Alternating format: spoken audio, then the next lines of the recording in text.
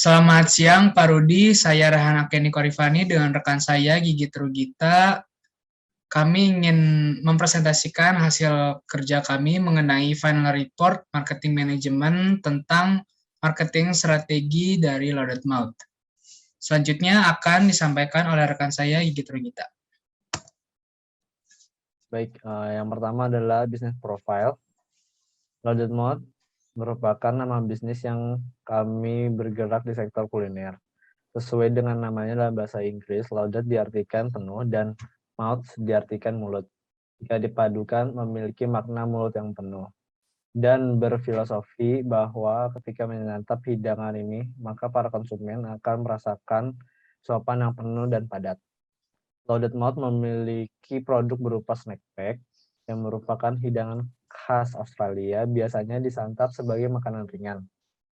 Loudmouth ini memiliki tema minimalis dan industrial. Maka kami memperhatikan seni estetika dan menambahnya kesan premium. Berkonsep sajian makanan yang memiliki beberapa jenis lapisan seperti menu utamanya yaitu daging kebab dan daging ayam yang dipanggang lalu ditambah varian topping berupa kentang goreng, sosis, irisan daging, dan memiliki berbagai jenis racikan saus seperti honey mustard, mayones, keju, dan barbecue, telur asin, lalu ada pedas manis yang disatukan dalam satu kemasan sehingga menjadi hidangan yang penuh dan padat. Lalu selanjutnya akan disambung oleh Rehan. Selanjutnya ada market analysis of Loudmouth, yaitu langkah-langkah dalam menganalisa pasar. Pertama ada menganalisa pangsa pasar. Di Indonesia, hidangan snack pack ini bisa menjadi tren baru dalam bidang kuliner dan dapat berkembang pasarnya. Namun peminat snack pack ini masih sepi karena jarang ditemukannya restoran atau tempat yang menyajikan snack pack. Harga yang ditetapkan juga harus sesuai dengan harga pasar dan permintaan, sehingga pandangan overpriced terhadap produk Loudmouth tidak akan terbentuk. Jika produk ini tidak dikembangkan, pastinya peminat akan berkurang dan hal yang paling buruk bisa kehilangan semua konsumen karena termakan oleh waktu. Lalu yang kedua ada menganalisa target konsumen.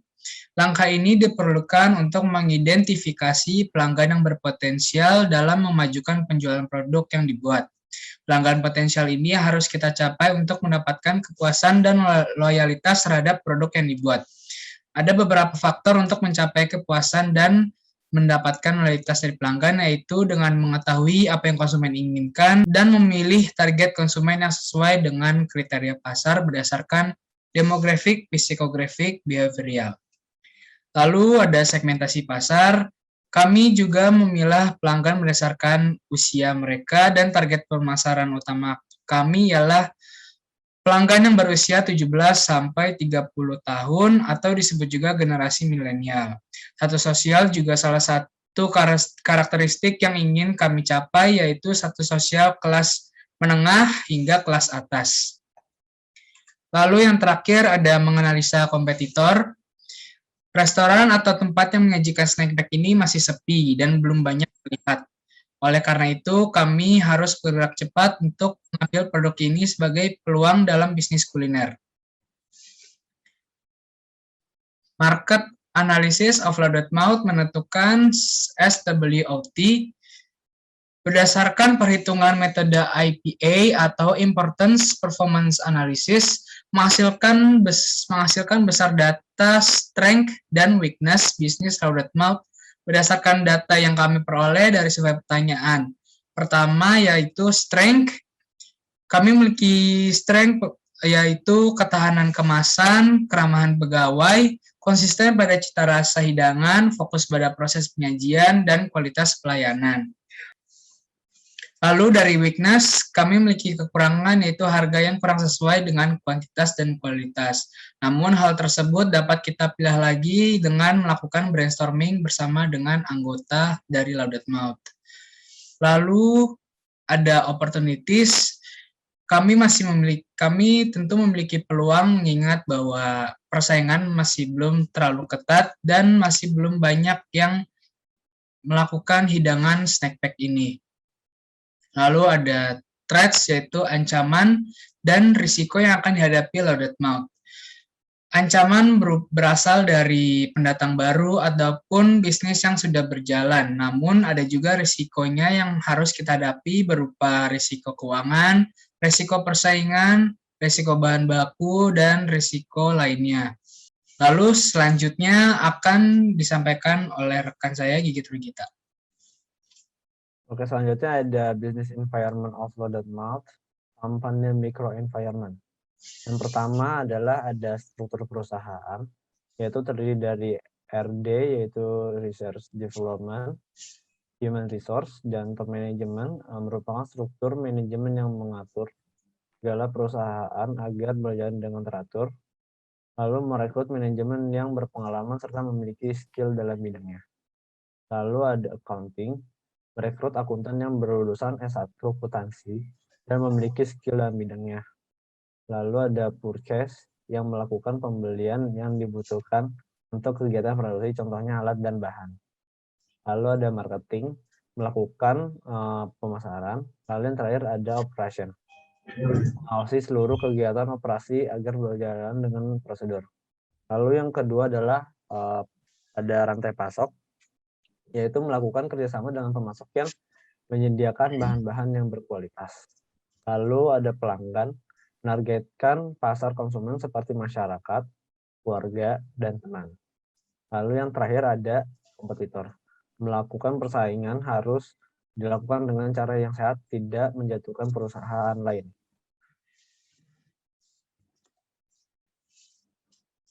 Lalu ada business environment of louded mouth, company macro environment. Yang pertama adalah ada demografi, yaitu karakteristik masyarakat, contohnya adalah ras, agama, usia, dan gender. Lalu yang kedua, ada sumber daya alam, yaitu penghasil alam yang berguna sebagai bahan baku atau material. Lalu yang terakhir, ada teknologi, yaitu merupakan peralatan yang digunakan dalam proses produksi.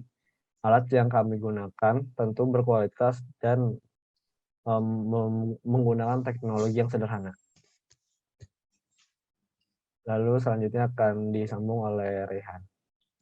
Selanjutnya ada marketing strategy of louded mouth, memiliki 4 aspek.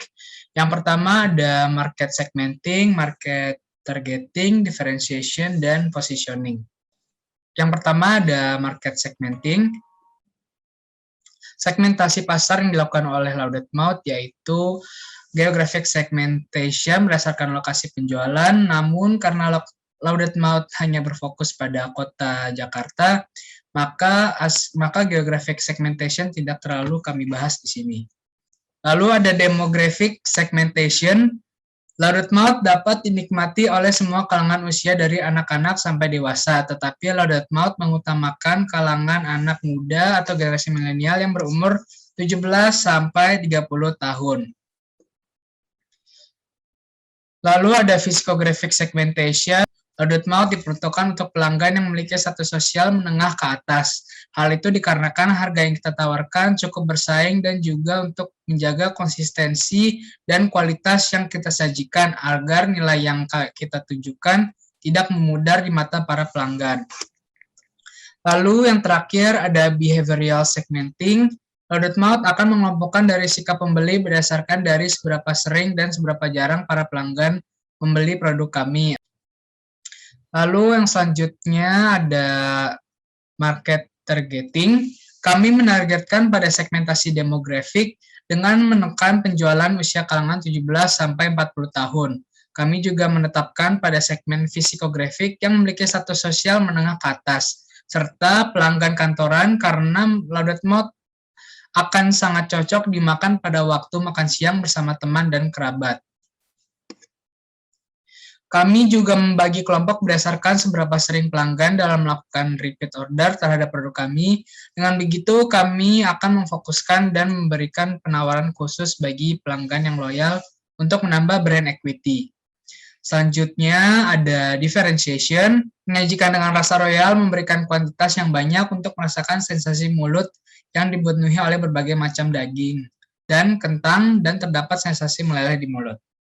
Itulah diferensiasi atau nilai yang ingin kami berikan kepada pelanggan sebagai indikator pembeda antara kompetitor. Lalu yang terakhir ada positioning. Untuk memposisikan pandangan baik pelanggan terhadap loaded mouth, maka kami terus meningkatkan strategi untuk rencana ke depannya agar nilai yang sudah kami miliki tidak akan pudar. Selanjutnya ada marketing mix, terdiri dari 4P, yaitu pertama produk. Kualitas produk yang kami ciptakan tentu berkualitas, memiliki kemasan yang bagus, serta bentuk dan desain yang sesuai dengan estetika, serta diferensiasi yang menambah nilai pelanggan. Lalu ada price, yaitu harga yang kami tentukan sesuai dengan kualitas, kuantitas, dan pangsa pasar. Lalu yang ketiga ada promotion, yaitu dengan memperkenalkan dan menawarkan produk pada masyarakat yang akan dijelaskan di IMC. Yang keempat ada place, yaitu penentuan lokasi gudang, pemasok, transportasi, dan tempat yang strategis. Loaded mouth akan berlokasikan semua hal tersebut di Jakarta, mengingat gedung gudang, pemasok, dan transportasi dapat dicapai di kota Jakarta. Selanjutnya akan disampaikan oleh rekan saya Gigit Rugita. Oke, berikutnya adalah ada IMC of loaded mouth, yaitu komunikasi yang digunakan dalam pemasaran dan menyampaikan pesan kepada konsumen. Itu terdiri dari 3. Yang pertama adalah sosial media, menyampaikan pesan yang ingin disampaikan melalui platform sosial media seperti Instagram. Lalu yang kedua ada buzz marketing, penyebaran informasi melalui pelanggan berdasarkan apa yang sudah dirasakan atau dialami tentang pelayanan loaded mouth. Lalu yang terakhir ada event, mendirikan stand bazar di suatu acara seperti festival makanan atau musik yang ramai pengunjung. Lalu yang terakhir ada our value proposition, conclusion.